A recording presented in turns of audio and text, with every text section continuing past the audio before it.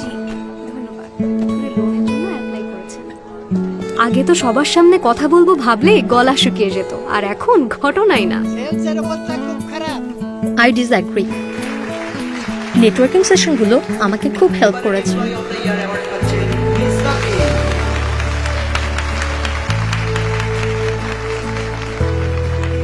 অদিতি আপু আমার মেন্টর, এই সাকসেস উনারও।